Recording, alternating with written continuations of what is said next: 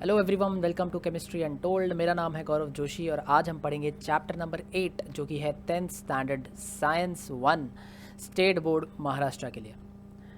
बच्चों के एग्ज़ाम्स आ रहे हैं, नहीं आ रहे हैं तो भी पढ़ना तो पड़ेगा। चैप्टर का नाम है मेटलर्जी। नाम से समझ में आता है जो चैप्टर है ये मेटल्स के बारे में होने वाला है। We are going to study about metals in this chapter, particularly metallurgy. We are going to study ये सारे topics.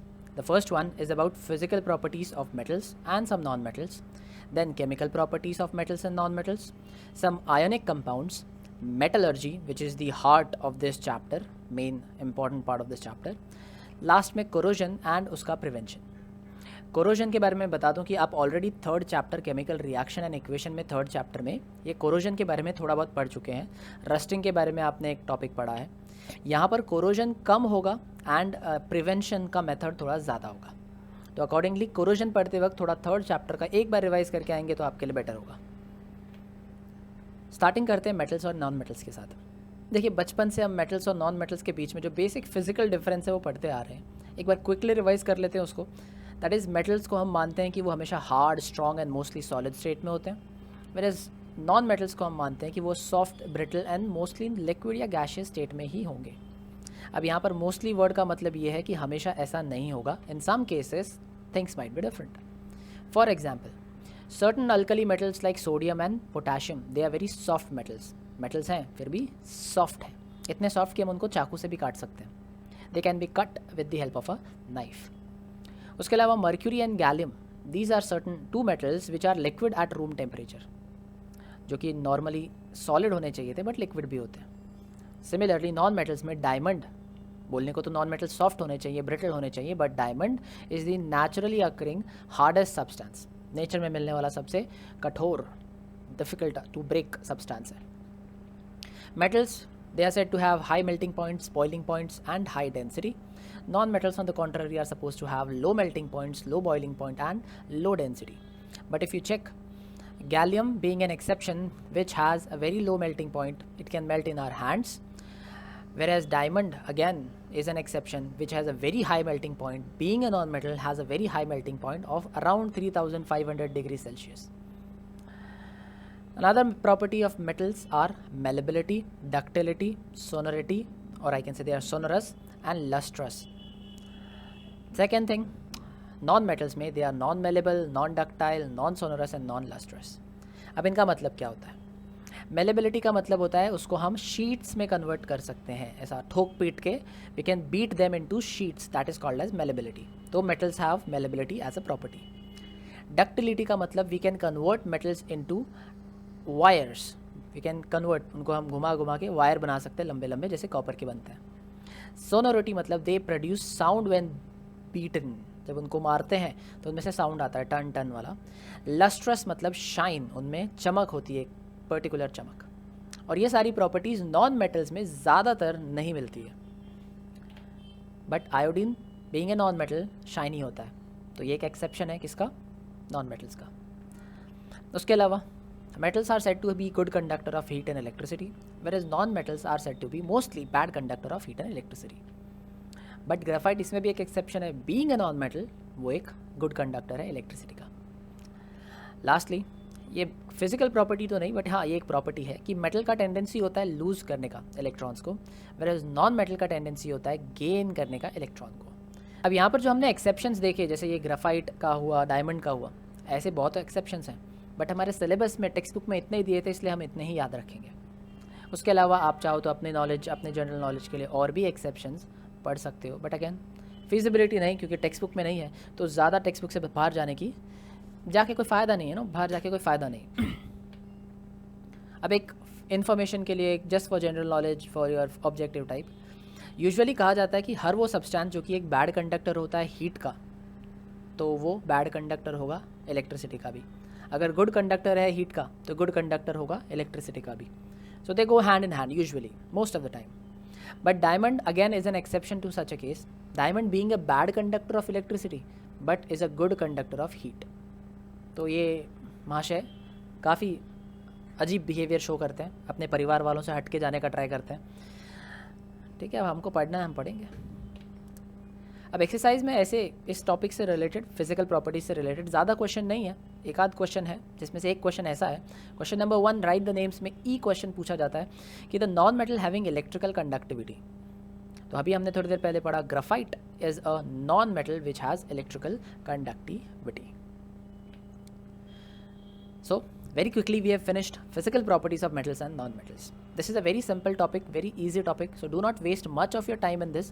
Just go through it, read करो and थोड़े एक दो छोटे मोटे टॉपिक्स याद रखो, जैसे एक्सेप्शंस हो गया वो याद रखो। बोर्ड्स में आज तक इसके ऊपर एज सच कोई मेजर क्वेश्चन आया नहीं है, कोई माइनर क्वेश्चन भी नहीं आया है, तो ज़्यादा इस पर टाइम वेस्ट ना करें। नेक्स्ट आता है chemical properties of metals and non metals. अब केमिकल प्रॉपर्टीज़ में हमको सबसे पहले हम देखेंगे रिएक्टिविटी सीरीज़ के बारे में इस चैप्टर में, और आने वाले प्रीवियस चैप्टर जो आपने देखा होगा एक थर्ड चैप्टर, उसमें भी रिएक्टिविटी सीरीज था, तो ये टॉपिक थोड़ा इंपॉर्टेंट है, इसको थोड़ा पढ़ेंगे। Then we will see reaction with oxygen, acid, water and some other metals, salts of other metals. सबसे पहला रिएक्टिविटी सीरीज। देखिए मेटल्स जो होते हैं वो एक टाइप के नहीं होते हैं, मेटल्स में केमिकल प्रॉपर्टीज़ के हिसाब से there is difference. What is that difference?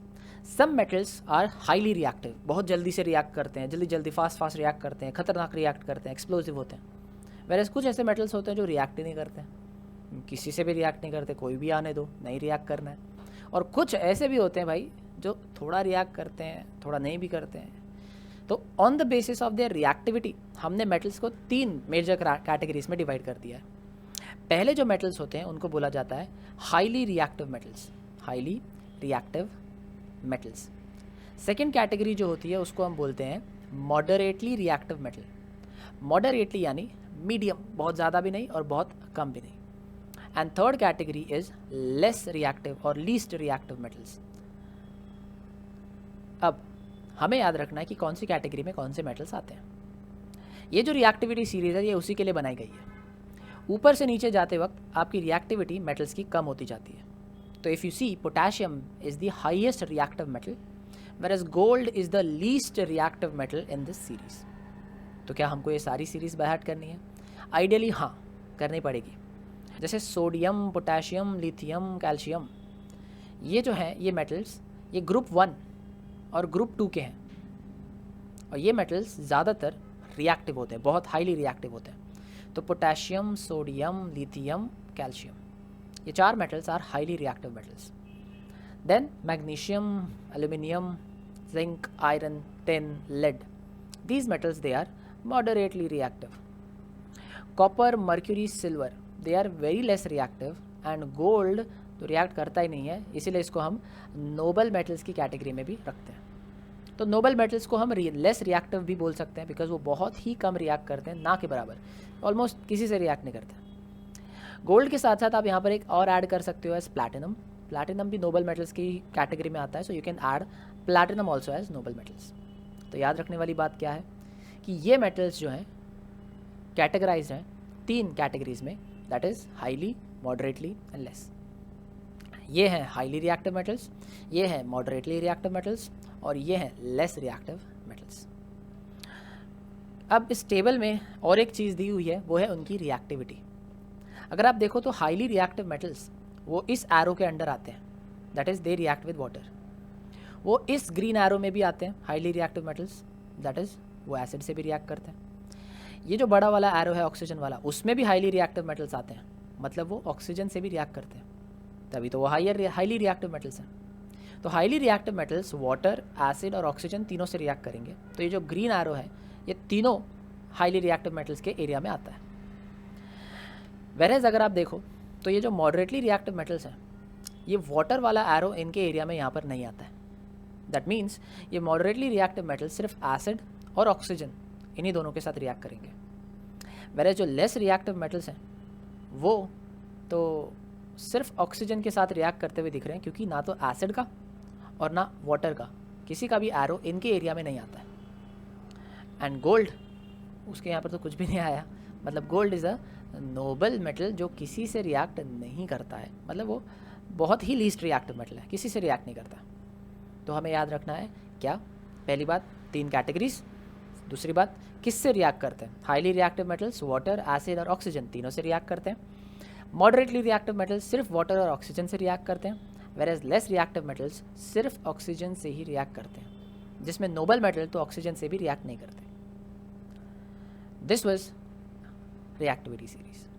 अब एक्सरसाइज में क्वेश्चन नंबर 11 जो है वो क्वेश्चन है कि मेटल्स दिए हुए हैं कुछ, that is copper, zinc, calcium, magnesium, ferrous, that is ferrous, iron, sodium, lithium. You have to categorise them into highly reactive, moderately reactive and less reactive elements, metals. तो ये है वो कैटेगराइजेशन. इफ़ इन केस आपके पास answers नहीं है तो आप यहाँ से भी कॉपी कर सकते हैं. सेकेंड, क्वेश्चन नंबर 7 एक्सरसाइज में, इसमें आपको एक क्वेश्चन पूछा है कि देयर इज़ अ मेटल जिसका कॉन्फ़िगरेशन है 2,8,1, उसको हम बोल देते हैं ए, मेटल ए. दूसरा मेटल है बी जिसका कॉन्फ़िगरेशन है 2,8,2. दो मेटल्स हैं, कौन ज़्यादा रिएक्टिव है और उसका रिएक्शन क्या होगा डाइल्यूट हाइड्रोक्लोरिक एसिड के साथ. अब सबसे पहले तो आपको आइडेंटिफाई करना है which of the two metals are more reactive. पहले आपको पता करना है कि मेटल ए कौन सा है और ये मेटल बी कौन सा है. कॉन्फ़िगरेशन के हिसाब से हम बता सकते हैं कि मेटल ए का एटॉमिक नंबर होगा 11. तो metal A has atomic number 11, that is sodium. Sodium का होता है एटॉमिक नंबर 11, तो metal A is sodium. Metal B का कॉन्फ़िगरेशन के हिसाब से 282, दैट इज़ 12 है एटॉमिक नंबर. 12 एटॉमिक नंबर होता है मैग्नीशियम का, एटॉमिक नंबर 12. अब आपको बताना है कि कौन ज़्यादा रिएक्टिव है. अभी हमने रिएक्टिविटी सीरीज़ पढ़ी और हमने वहाँ देखा था जो सोडियम है वो फर्स्ट हाईली रिएक्टिव कैटेगरी में आता है, magnesium second highly reactive category में आता है, मतलब मॉडरेटली रिएक्टिव कैटेगरी में आता है. Hence metal A is more reactive, metal B is less reactive. And what are their reaction with hydrochloric acid? तो उनका रिएक्शन क्या होगा हाइड्रोक्लोरिक एसिड के साथ, तो वो यहाँ पर आपको रिएक्शन दिया हुआ है. अब लिखते वक्त आंसर कैसा लिखा जाएगा वो यहाँ पर आपको आंसर दिया हुआ है. कैसे लिखेंगे, देखिए सिंस जो फर्स्ट एलिमेंट है 2,8,1 उसके लास्ट में सिर्फ एक इलेक्ट्रॉन है, तो एक इलेक्ट्रॉन को लूज़ करना बहुत आसान होगा. वेरेज 2,8,2 के लास्ट में 2 इलेक्ट्रॉन है. It is difficult to lose 2 electrons because they are more, क्या बोलेंगे, strongly attracted towards the nucleus. तो atomic number 11 that is 281 is more reactive than the atomic number 12 282. ये है उसका आंसर. और लास्ट में है reaction of sodium with HCl and reaction of reaction of magnesium with HCl. अब ये दोनों रिएक्शन थोड़े टाइम में हम आगे जब एसिड का रिएक्शन देखेंगे मेटल्स के साथ तब पढ़ेंगे. बट फिलहाल के लिए आई होप आपको समझ में आया कि ये रिएक्शन कैसे रिएक्टिविटी सीरीज़ पे बेस्ड है. तो अगर आपको रिएक्टिविटी सीरीज़ याद हो तो आप ये आंसर लिख सकते हैं. प्रीवियस ईयर मार्च 2020 में 3 मार्क का एक क्वेश्चन आया था जिसमें कि आपको ये पूरी रिएक्टिविटी सीरीज़ का टेबल बना के दिया हुआ था और पूछा था 3 क्वेश्चन 3 मार्क के लिए, और बहुत ईजी क्वेश्चंस थे जिसमें आपको सब कुछ दिया हुआ है टेबल में. बस आपको पहचानना है कि कोई भी 2 मेटल जो कि रिएक्ट करेंगे वाटर के साथ वो आपको बताने हैं. तो ज़रा देखो, वाटर वाला एरो तो सिर्फ इतने से एरिया में आता है, इसका मतलब सिर्फ इतने से मेटल्स हैं जो वाटर के साथ रिएक्ट करेंगे. तो इनमें से किसी भी 2 मेटल्स का you have to write name of any 2 metals, that is sodium, potassium, lithium, calcium में से any 2 metals you have to write the name and you will get 1 mark for that.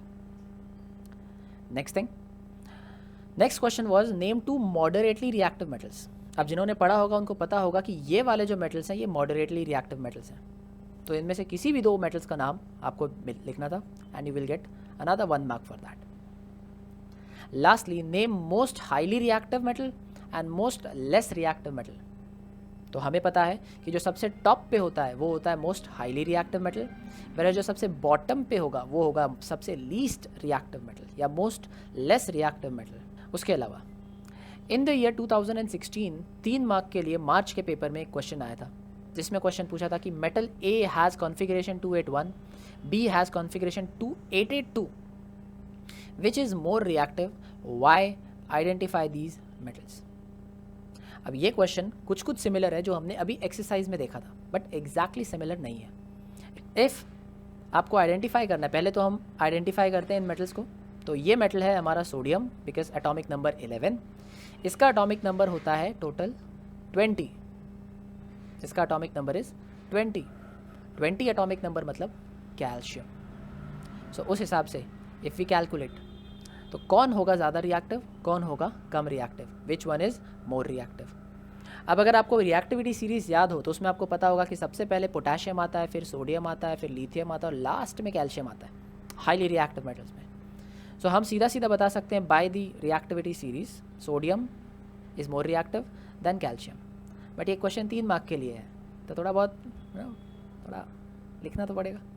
तो हम क्या लिख सकते हैं, वही चीज़ जो हमने 282 के बारे में लिखी थी और 281 के कंपैरिजन में, क्या कि सिंस इसके लास्ट में एक इलेक्ट्रॉन है तो इसके लिए इलेक्ट्रॉन लूज़ करना वुड बी ईजी, इसके लास्ट में 2 इलेक्ट्रॉन है इसीलिए 2 इलेक्ट्रॉन लूज़ करना वुड बी थोड़ा डिफिकल्ट।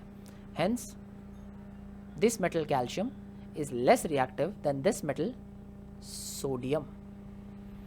अगेन 2015 और 2013 दो पेपर, 15 के जुलाई वाले में दैट इज़ जो रिपीटर्स के लिए होता है एंड 2013 के भी अक्टूबर वाले में 3-3 मार्क के लिए सेम क्वेश्चन 2 बार आया था। क्या था क्वेश्चन कि एक मेटल ए है जिसका कॉन्फ़िगरेशन 281 है, दूसरा मेटल बी है जिसका कॉन्फ़िगरेशन 282 है, हमें बताना है which metal is less reactive. अब ये हम ऑलरेडी पढ़ चुके हैं कि हमारा 282 वाला इज़ लेस रिएक्टिव।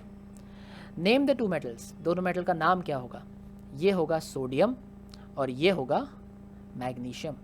जब नाम पूछा जाए तो प्लीज़ सिंबल मत लिख के आ जाना Na और Mg, पूरा नाम लिख के आना है आपको, सोडियम एंड मैग्नीशियम। लास्ट में आपको बैलेंस केमिकल रिएक्शन लिखना है जिसका हाइड्रोक्लोरिक एसिड के साथ, वो हम ऑलरेडी देख चुके हैं और थोड़ा आगे जाके हम उसको पढ़ भी लेंगे। मार्च 2014 एंड मार्च 2000 और जुलाई 2016 में 1 मार्क के लिए ये क्वेश्चन 2 बार आया हुआ है कि जो आयन है वो क्या है, more reactive than zinc, more reactive than aluminium, less reactive than copper, less reactive than aluminium। तो आपको सही ऑप्शन चूज़ करना है इसमें से कि आयन क्या है। अब इसका आंसर मैं नहीं बताऊंगा, आप रिएक्टिविटी सीरीज़ देखें, MCQ है ये, तो आप सिलेक्ट कर सकते हैं। ये straight forward direct reactivity series में से देख के लिखने वाला आंसर है। आई होप आप सही आंसर लिखेंगे और कमेंट बॉक्स में बताना। सो विद दिस 2 पार्ट ख़त्म, रिएक्टिविटी सीरीज़ फर्स्ट पार्ट ख़त्म, 2 नहीं सिर्फ एक ही पार्ट ख़त्म, रिएक्टिविटी सीरीज़। अब रिएक्टिविटी सीरीज़ आई होप आपको समझ में आया होगा, आपने उसके ऊपर क्वेश्चंस भी देख लिए किस किस टाइप के कैसे कैसे क्वेश्चन आए हैं। अब आते हैं रिएक्शंस के ऊपर कि मेटल्स कैसे रिएक्ट करते हैं अलग अलग तरीके से, जिसमें पहला रिएक्शन है मेटल का विद ऑक्सीजन। अब रिएक्शन विद ऑक्सीजन मतलब क्या, मेटल्स यूजुअली रिएक्ट ऑक्सीजन के साथ तब कंबाइन करते हैं जब हम उसको गर्म करते हैं, हीट करते हैं एयर में, जब वो जलते हैं तब वो ऑक्सीजन के साथ रिएक्ट करते हैं। वेन एवर मेटल्स हीट और दे बर्न, जब वो जलते हैं तब वो ऑक्सीजन के साथ रिएक्ट करते हैं और क्या बनता है, metal oxide. Metal plus oxygen becomes metal oxide. For example sodium एक मेटल ऑक्सीजन के साथ जब रिएक्ट करेगा तो it will become sodium oxide. Now sodium और पोटेशियम बट एक ऐसा मेटल है, ऐसे मेटल्स हैं जो कि बहुत रिएक्टिव है, वेरी हाईली रिएक्टिव, तो वो ऑक्सीजन के साथ कंबाइन करते हैं इवन एट रूम टेम्परेचर, मतलब उनको जलाने की भी ज़रूरत नहीं, वो ऐसे ही ऑक्सीजन के साथ कंबाइन कर लेंगे और क्या बना लेंगे, sodium oxide and potassium oxide. इनको अगर हमने खुले में रख दिया तो ये एयर के साथ कंबाइन करके फटाक से आग पकड़ लेते हैं। अब ऑक्सीजन के साथ कंबाइन करेंगे मतलब जलने लग जाएंगे, जब भी ये जलने लगेंगे तो उससे हादसे हो सकते हैं। Just to prevent these kind of fires, इसलिए हम सोडियम एंड पोटेशियम को खुले में नहीं रखते हैं। सोडियम को हमेशा हम रखते हैं केरोसिन के अंदर, क्योंकि केरोसिन के अंदर ऑक्सीजन या वाटर नहीं आ सकता, हेंस कोई भी एक्सीडेंट प्रिवेंट करने के लिए हम केरोसिन के अंदर रखते हैं सोडियम को। So metals on reaction with oxygen form metal oxide. अब कुछ मेटल ऑक्साइड ऐसे होते हैं जो कि वाटर में सॉल्युबल होते हैं, they are soluble in water. If they are soluble in water, when they dissolve they form alkali. Alkali याद करो 9th स्टैंडर्ड में आपने पढ़ा था, alkalis are nothing but bases which are soluble in water, highly soluble in water. So oxides, कुछ metals के oxides they are highly soluble in water and when they react with water they form alkali.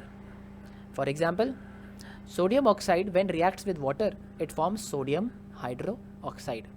So sodium hydroxide is an alkali which is soluble in water. Now in exercise you are asked with a question, that is question number C of question number 5 का सी, give scientific reason. उसमें आपसे पूछा है कि why sodium always kept in kerosene. अभी थोड़ी देर पहले हमने उसका आंसर देखा, क्यों रखते हैं हम उसको केरोसिन में। नाउ इन अक्टूबर 2013 2 मार्क्स के लिए there was a question, the same question, that why sodium is kept in kerosene. Apart from that there was another question in March 2013 का paper for 2 marks. They gave you an element E, उसको बोला था it reacts with oxygen and forms E2O, that metal E और element E forms E2O, oxygen के साथ react करके। जो aqueous solution होगा किसका, E2O का, मतलब जब E2O को हम पानी में डिसॉल्व करेंगे, when it is dissolved in water, तो वो सोल्यूशन रेड लिटमस को ब्लू में कन्वर्ट कर देगा। देखो रेड लिटमस ब्लू में कन्वर्ट हो गया, इसका मतलब रेड टू ब्लू कौन कन्वर्ट करता है, बेस। रेड लिटमस को ब्लू में कन्वर्ट करता है बेस, ब्लू को रेड में कन्वर्ट करता है एसिड। इसका मतलब इस E2O को जब हम पानी में डालते हैं तो क्या बनता है, बेस बनता है। तो ज़रा दिमाग लगाइए, थोड़ी देर पहले हमने देखा सोडियम का रिएक्शन विद ऑक्सीजन, तो क्या बना था, Na2O। फिर इसी Na2O को जब पानी में डाला तो बन गया था NaOH। तो आपको नहीं लगता ये E जो है इज़ नथिंग बट सोडियम। तो the answer for this question is element E is nothing but sodium. Other than that what is the nature of the oxide E2O? आपको क्या लगता है E2O का नेचर क्या था? What do you think? What do you think? So the nature of E2O is base, it is a base, इसीलिए वो red को ब्लू में कन्वर्ट कर रहा है। Then there was another question in July 2017 का पेपर 3 मार्क के लिए, that there is an element X on reaction with oxygen forms X2O। E2O X2O मतलब बस उसी चीज़ को ऐसे खिलाने की जगह ऐसे खिला रहे हैं, ऐसे खिला रहे हैं, ऐसे खिला रहे हैं, बस वही घुमा फिरा के। This oxide dissolves in water and turns red litmus to blue. State whether X is a metal or a non-metal. Explain with a proper example. तो अब मुझे लगता है ये आप समझ जाएंगे, अगर आपने E2O वाला समझा तो इसका भी आंसर दे देंगे कि X इज़ अ मेटल और नॉन मेटल, एंड एग्जाम्पल दे दो। तो वही एग्जाम्पल चिपका दो, जब वही सेम क्वेश्चन वो चिपका रहे तो हम भी वही सेम एग्जाम्पल चिपकाएंगे। मार्च 2019 में 2 मार्क का एक क्वेश्चन आया था कि out of sodium and sulphur which is a metal, उनको एक्सप्लेन करो एक रिएक्शन के साथ। किसके साथ रिएक्शन होना चाहिए, वो ऑक्सीजन के साथ। उनका रिएक्शन ऑक्सीजन के साथ आपको एक्सप्लेन करना है। अब कैसे हम मतलब कैसे प्रूव करेंगे कि दोनों में से कौन मेटल है और कौन नॉन मेटल है?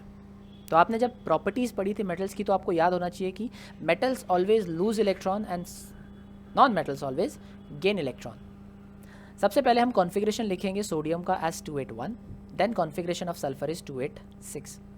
Now you will show that sodium will always tend to lose 1 electron, ये हमेशा इलेक्ट्रॉन को लूज करेगा, whereas sulfur will always tend to gain 2 electrons, it will always try to gain 2 electrons. Now याद करो, metals are the elements which tend to gain electron, whereas non-metals are the elements which tend to lose electron. तो आपको answer मिल जाएगा कि sodium is the metal. इसी sodium का reaction आपको explain करना है विद ऑक्सीजन, जो हमने ऑलरेडी देख लिया। अब सेम रिएक्शन ऑक्सीजन के साथ, बट किसका, मैग्नीशियम का।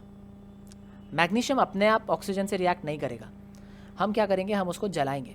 जब हम मैग्नीशियम के रिबन्स को एयर के प्रेजेंस में जलाते हैं तो वो मैग्नीशियम रिएक्ट करता है ऑक्सीजन के साथ एंड बनता है मैग्नीशियम ऑक्साइड। ये जो मैग्नीशियम ऑक्साइड होता है, जब इसको पानी में डालेंगे, if you dissolve it in water, this magnesium oxide forms an alkali, that is magnesium hydroxide.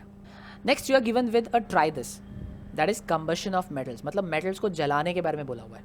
अब मेटल्स को जलाना मतलब उनको ऑक्सीजन के साथ रिएक्ट करवाना, क्योंकि मेटल्स ऑक्सीजन के साथ रिएक्ट करते हैं कब, जब वो जलते हैं।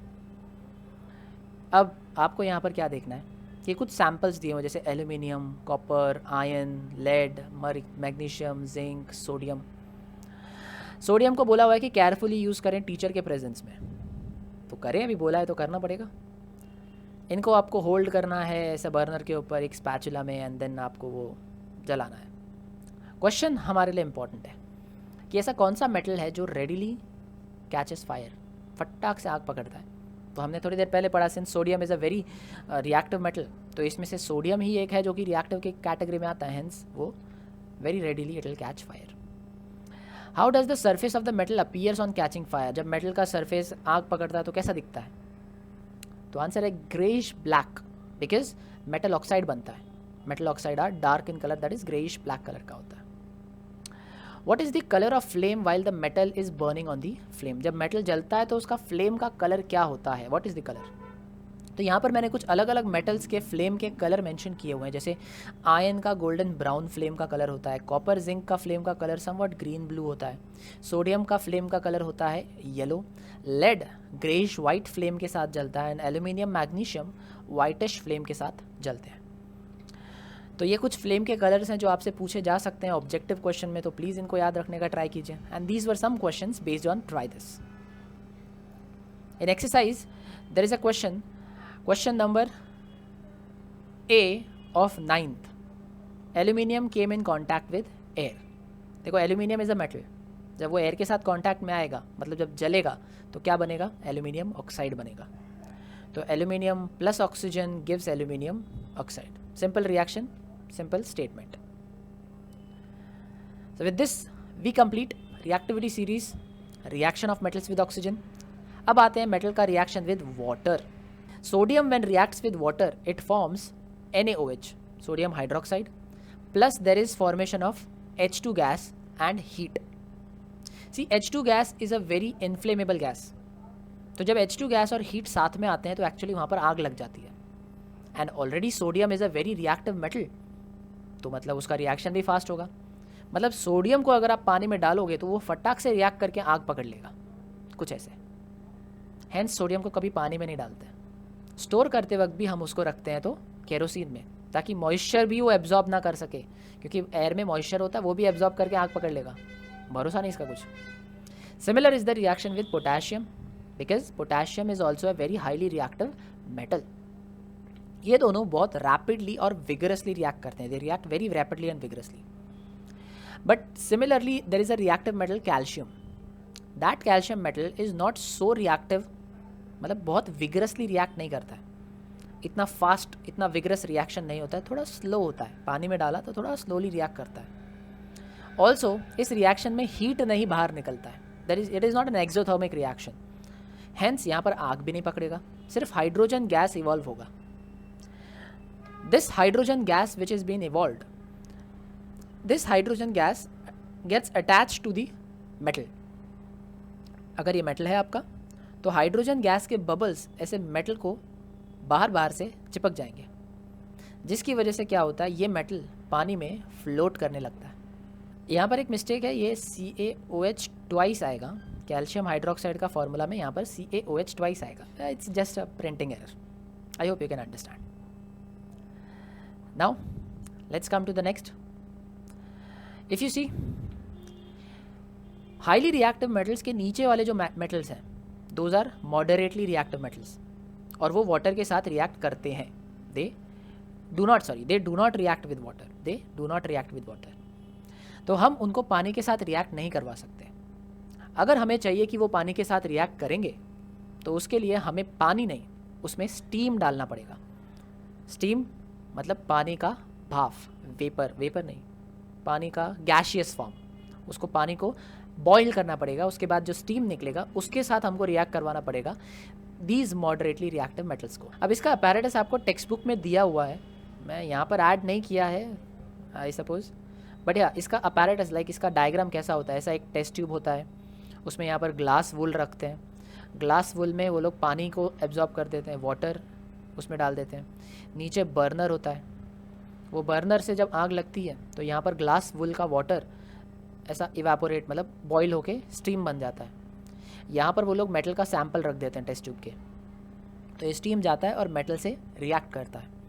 रिएक्ट करने के बाद यहाँ पर कॉर्क से उसको बंद करके रखते हैं टेस्ट ट्यूब को ऐसा, और कॉर्क से यहाँ से ऐसा एक पाइप निकाला हुआ रहता है, बिकॉज जब ये मॉडरेटली रिएक्टिव मेटल्स वाटर के साथ रिएक्ट करते हैं तो वो बनाते हैं मेटल ऑक्साइड। मेटल ऑक्साइड तो यहीं पे रह जाएगा, बट जो हाइड्रोजन गैस बना वो यहाँ से आगे जाएगा, इस पाइप में से निकलेगा और पाइप में से बाहर जाएगा। बाहर हम लोग रखते हैं एक कंटेनर जिसके अंदर हम उल्टा करके एक कैपिलरी या टेस्ट ट्यूब को रखते हैं, वो पाइप यहाँ पर पानी में जाता है और over here we can see bubbles, these bubbles are of hydrogen gas. तो ऐसा आपको एक अपैरेटस बना के दिया होगा, आप वो टेक्स्ट बुक का डायग्राम है आप उसे देख सकते हैं, यू विल फाइंड इट।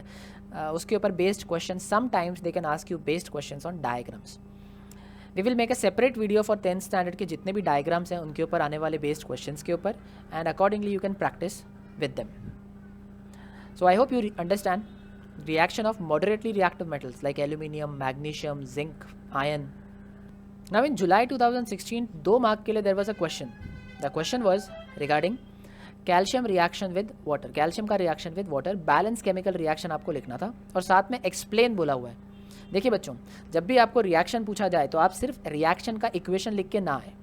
अगर क्वेश्चन में एक्सप्लेन वर्ड मेंशन किया हुआ है तो आपको उस रिएक्शन को थोड़ा सा एक्सप्लेन भी करना पड़ेगा। जैसे मैंने यहाँ पर आपको बताया था, कैल्शियम मेटल जो है वो रिएक्ट करता है लेकिन स्लोली रिएक्ट करता है, इसीलिए it is not a very vigorous, less vigorous and less rapid reaction. Other than that you can also mention a point that it floats on water because hydrogen gas formed sticks on the surface of the calcium metal. Second 2015 में भी similar question पूछा था that calcium metal floats on water during reaction with water. Next in July 2019 3 marks के लिए आपसे पूछा था कि what is the similarity, that is explain that similarity and differences in 2 events, namely adding NaOH to water and adding calcium oxide to water. Now what will be the similarity and what will be the difference? You can add 1 point, you can write 1 point. Similarity is whenever you add sodium hydroxide to water and calcium oxide to water, it is an exothermic reaction. The reaction is exothermic, heat is evolved, that is the similarity. Whereas when you add calcium oxide into water, calcium hydroxide is formed, CaOH twice is formed.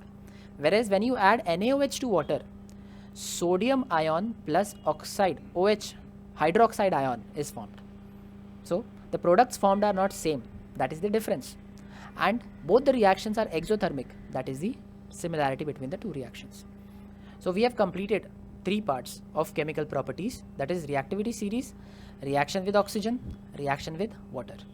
Now let's come to reaction of metals with acids. How do metals react with acid? Magnesium on reaction with HCl gives magnesium chloride and H2 gas. That is, this is the salt and this is the hydrogen gas. Similarly, when you react aluminium, it will give aluminium chloride. You react iron, it will give iron chloride. If you react zinc, it will give zinc chloride. मतलब जब भी metal acid के साथ react करेगा तो उसका salt बनेगा, chloride है तो क्लोराइड सॉल्ट बनेगा। We use dilute acids, dilute acids use करते हैं, नहीं तो मेटल उसमें पूरा डिजॉल्व हो जाएगा। Now what is the reactivity series, like किस मेटल का रिएक्टिविटी ज़्यादा होगा टुवर्ड्स एसिड, किस मेटल का रिएक्टिविटी कम होगा towards acid. So it is given by this, magnesium का reactivity is greater than aluminium का, is greater than zinc, is greater than iron का। Copper usually do not react with other acid but it reacts with nitric acid and it forms nitrogen का oxides. अब concentrated acid के साथ when copper reacts it forms nitrogen dioxide and when it reacts with dilute HNO3 it forms nitrogen monoxide. Both the reactions given to you over here have one difference, that is यहाँ पर NO2 form हो रहा है और यहाँ पर NO form हो रहा है। This might come as an MCQ and an objective question कि whenever acid or dilute acid, nitric acid reacts with copper, dash gas is formed. So you have to remember dilute के case में NO is formed and concentrated के case में NO2 is formed. There is a substance called as aqua regia. Usually जो metals होते हैं, noble metals like gold and platinum, they do not react with any of the metal, any of the substance. But aqua regia is a chemical mixture of HCl and HNO3, 2 acids का mixture है। Ratio लेना है हमको 3:1, मतलब जब हम HCl और HNO3 का मिला के, उन दोनों को मिला के when you are making aqua regia, we have to keep 3 litres. अगर हम HCl का यूज़ कर रहे हैं तो उसमें 1 litre will be of HNO3, मतलब out of the total mixture, 3 parts will be of HCl, 1 part will be of HNO3. Both the acids should be concentrated and not dilute. When you mix these two acids in such a proportion, जो mixture form होगा उसको बोला जाता है aqua regia. And aqua regia is a mixture which can even dissolve gold and platinum. Platinum और gold को dissolve करने के वो काम आता है. You can see this GIF file. HCl में gold has no effect, कोई effect नहीं होता gold के ऊपर. उसमें नाइट्रिक एसिड डालते ही you can see gold being dissolved. Now in exercise you have a question, that is question number 5 में एक question है, lemon and tamarind is used for cleaning copper vessels turned greenish. Copper जब carbon dioxide atmosphere में present carbon dioxide और water oxygen से react करता है तो वो कॉपर कार्बोनेट बना लेता है, CuCO3. This copper carbonate is green in colour, hence copper का आउटर लेयर बिकम्स ग्रीन. इस ग्रीन कलर को निकालने के लिए कॉपर पे से वी यूज़ लेमन नहीं तो tamarind. Copper carbonate which is present on the surface of the copper vessel, it gets dissolved because it is basic. वो कैसा सब्सटेंस है? It is base. Copper carbonate is base. तो जब हम उसमें acid डालते हैं, लेमन या टैमरिंड, इन दोनों में एसिड होता है. लेमन में होता है सिट्रिक एसिड, टैमरिंड में होता है टार्टरिक एसिड. तो जब when we add lemon and tamarind into this on the surface of copper, तो ये बेसिक कॉपर कार्बोनेट का जो लेयर है वो डिजॉल्व हो जाता है एसिड में, एंड हेंस कॉपर फिर से चमकने लगता है. नेक्स्ट क्वेश्चन नंबर 9 एक्सरसाइज में ई, it ask, zinc oxide is dissolved in dilute hydrochloric acid. Zinc oxide is not a metal, it is a metal oxide which is basic. Metal oxide is basic. उसमें जब हम HCl add करते हैं तो there occurs a reaction which is a very popular reaction, acid based reaction, neutralization. Because zinc oxide is basic, HCl is acidic. When they both react, so zinc oxide gets dissolved in hydrochloric acid and forms zinc chloride and water, which is salt plus water. Last reaction is the reaction with salts of other metal. एक metal को अगर हम किसी दूसरे metal के salt के साथ react करेंगे तो रिएक्शन कैसा होगा? आपको एक्सरसाइज में आपको टेक्स्ट बुक में एक ट्राई दिस दिया हुआ है जिसमें आपको कहा गया है कि आपको 2 टेस्ट ट्यूब्स लेना है. दोनों टेस्ट ट्यूब्स को आपको बंद कर देना है. उसके अंदर आपको एक नेल, मतलब लोखंड का, मेटल का, लोहे का खिला, और दूसरे वाले में एक कॉपर का वायर सस्पेंड करना है. जिसमें आयन नेल है आपको उसके अंदर CuSO4 कॉपर सल्फेट का सोल्यूशन डालना है जो ब्लू कलर्ड होता है, और जिसमें कॉपर का वायर है उसमें आपको FeSO4 का सोल्यूशन डालना है जो कि ग्रीन कलर का होता है.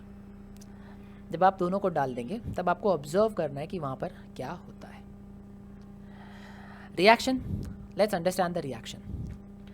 The reaction of metal with salt of other metal, जैसे फर्स्ट टेस्ट ट्यूब में देयर वाज आयन, वो रिएक्ट करेगा copper sulphate which is a salt of copper. तो the reaction is metal with the salt of other metal. When these two react, salt and metal react, there is a reaction called as displacement reaction, जो कि आप already 3rd chapter में पढ़ चुके हैं. What will happen? Copper will be displaced by ion and the formed solution will be of FeSO4 and copper gets displaced. जब कभी भी ये रिएक्शन होगा, जो आयन का नेल प्रेजेंट होगा उस सोल्यूशन के अंदर, उसके ऊपर एक रेडिश कलर का लेयर आ जाएगा. वाई? दिस रेडिश कलर का layer is nothing but of copper metal, जो कि सोल्यूशन में था पहले कॉपर सल्फेट के फॉर्म में. अब वो कॉपर सल्फेट के फॉर्म से निकल के कॉपर मेटल बन के आके इस आयन के नेल के ऊपर चिपक जाएगा.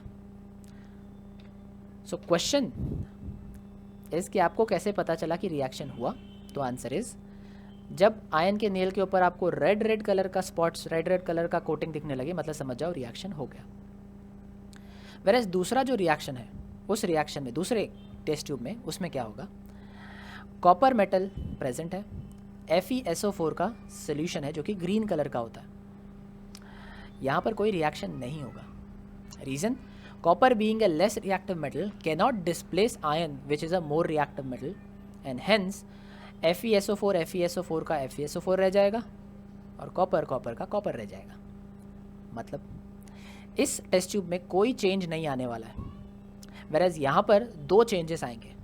पहला चेंज मैंने बताया कि यहाँ पर दैट इज़ CuSO4 वाले सोल्यूशन में पहले तो आयन नेल के ऊपर you will see red colour का स्पॉट्स, रेड कलर का कोटिंग। दूसरा, सोल्यूशन जो है ब्लू कलर का वो अब ब्लू कलर से कन्वर्ट होके ग्रीन कलर का हो जाएगा।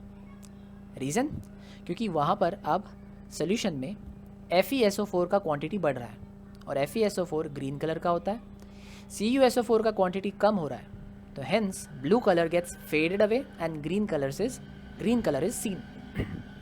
तो this is your try this जो आपको दिया हुआ है, और यही आपका reaction of metal with salt of other metal. इस रिएक्शन को बोला जाता है डिस्प्लेसमेंट रिएक्शन। उसका जनरल रिएक्शन यहाँ पर ऐसे मेंशन करते हैं। Now in exercise question number 6 आपको एक क्वेश्चन पूछा है कि जब एक कॉपर कॉइन को हम सिल्वर नाइट्रेट में डिप करते हैं तो कॉपर कॉइन के ऊपर एक ग्लिटर आ जाता है। ऐसा क्यों होता है? उसका केमिकल रिएक्शन लिखो। तो कॉपर का कॉइन है, उसको आपने डाला AgNO3 में। Silver is a very less reactive metal, copper उससे ज़्यादा रिएक्टिव है, हेंस कॉपर जाएगा और Ag को डिस्प्लेस कर देगा और क्या बन जाएगा? CuNO3 कॉपर नाइट्रेट प्लस आपका Ag जो मेटल है वो डिस्प्लेस हो जाएगा फ्री फॉर्म में। अब कॉपर नाइट्रेट का फॉर्मूला होता है CuNO3 ट्वाइस। अब ये जो Ag फ्री फॉर्म में अपने सोल्यूशन में से बाहर आ गया, फ्री फॉर्म में जो अब Ag प्रेजेंट है वो Ag जाके अब इस कॉपर मेटल के ऊपर डिपॉजिट होने लगता है। Hence copper metal that is copper coin के ऊपर आपको एक सिल्वरी ग्लिटर दिखाई देगा, that is of Ag। Answer is given over here, you can easily copy the answer. Next is chemical. आपको क्वेश्चन नंबर 9 में there is a question B which is iron filings if dropped in solution of copper sulphate. The answer is given over here, I have already explain the answer. Past years March 2015 में 1 mark का question आया था कि dash solution is blue in colour. मुझे लगता है आपको आना चाहिए। Similar question was seen in 2015, बस वो बोलते ना Raj is writing a letter was written by Raj. यहाँ पर पूछ रहे कौन सा सोल्यूशन ब्लू कलर का होता है, तो इसका आंसर इसका क्वेश्चन बन गया। तो 2015 में they ask which solution is blue in colour, तो you should know the answer. A solution of copper sulphate is dash in colour, the same question again in March 2016। 2017 March same question, a solution of dash is green in colour, बस इस बार green पूछ लिया। July 2019 the crystal of ferrous sulphate are dash in colour, you should know this. In 2016 July they ask you a question कि गीता ने copper coin dip किया silver nitrate के solution में, after that she saw silver shine on the coin, give the balance equation, that is जो हमने थोड़ी देर पहले पढ़ा, same answer. And lastly they are asking you reddish brown deposit forms on iron nail kept in the solution of copper sulfate is dash। तो ion nail के ऊपर जो रेडिश कलर का सोल्यूशन आ जाता है वो किसका होता है, वो किस चीज़ का वो डिपॉजिट होता है, रेड कलर का डिपॉजिट, जब हम उसको कॉपर सल्फेट के सोल्यूशन में रखते हैं। मार्च 14 के 1 मार्क का ये क्वेश्चन है। आई होप आपको इसका आंसर भी पता चल गया होगा अब तक। With this we have completed all the chemical properties of metals. Next video we will start with chemical properties of non-metals, which are very few in number, and then we will jump to ionic compounds. Till then, good luck, goodbye. Do like, share and subscribe.